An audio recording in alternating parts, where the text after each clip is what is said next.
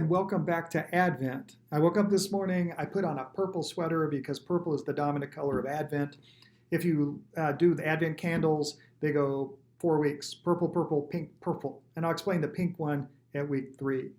Well, looking back into week 1, which is the week we're in right now as I'm recording this, and it was about the road, and I'm curious about what you did with that metaphor of being on the road. For me, the road is always about forging relationships. Every road movie is about that. It's about, these unlikely friendships kind of trapped together on the road. And so it's really not about a rival. It is about the relationship and how it needs to develop, and you need time on the road to do it. And maybe Advent somehow will be a little something like that, and you're forging your relationship with Jesus. So as we go to week 2 of Sacred Places, let me introduce that for you. So week 2 begins with a metaphor I use in my little devotional writings called thin places. It's a Celtic term, and the idea is pretty simple, that the Celts believed there was certain geography where the distance between heaven and earth, or between God and humanity, was thin. There was a place where God revealed himself, and when that happened, they considered it sacred and often moved in there. They would often build a hermitage around that area, and if you've seen the end of the Star Wars saga, remember when they find Luke Skywalker on that island with those huts made out of stone? Celtic. That was a Celtic hermitage where monks lived 1,000 years ago. Sacred place. So when you think about the idea of thin place in the world, where's the thinnest place between heaven and earth? Well, if you look back in our history, Bethlehem. Bethlehem is where Jesus was born. Bethlehem is where God entered the world as a human, and you go, it doesn't get any thinner than that. And so that's our metaphor and our picture for the sacred place we want to talk about. And we talk about it as the place of revelation, that obviously God is revealing himself through this baby. But it's in that story, which we call the birth narrative of Jesus, the nativity story, where we are introduced to the hero of the story, which is Jesus. And that's the first invitation this week, is to rethink that story, read it again, think about it. And there's some questions to consider. But if you didn't know anything about what Jesus would become and knew only this story, what would you think about this child?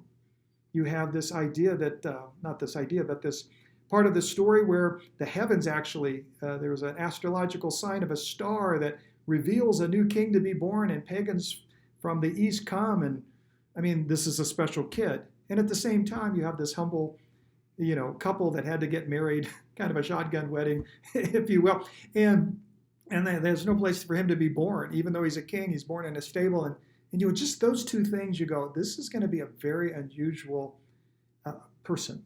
And obviously, it's the perfect blend of humanity and divinity in this story. But this is what sets it up. So the first question is just to enjoy that story again and looking for all of those little clues. The second question is about your own birth narrative and how you were set up for your story.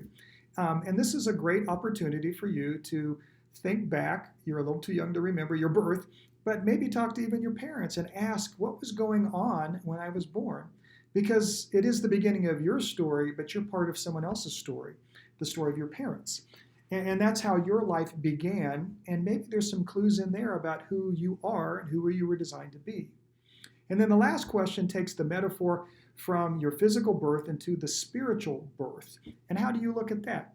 Have the idea of being spiritually born, which Jesus talks about, have you had that kind of experience?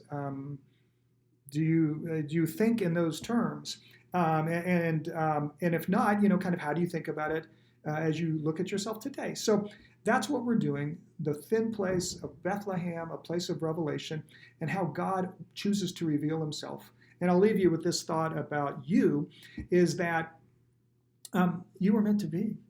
And so when it comes to your own birth, it's not about drama, it's not about anything other than God chose you along with your parents, and you were meant to be here. And we're all grateful you did. And I'll leave you with one of my very favorite quotes from one of my very favorite writers. It's in the book by Frederick Buechner, and it goes this way. The grace of God means something like this. Here is your life. You might not have been, but you are, because the party wouldn't be complete without you. And that's what I hope you hang on to this week too. The party wouldn't be the same without you, And we're so glad you're here. God's glad you're here. And I hope you enjoy kind of being here during this week of Advent. We'll see you next week.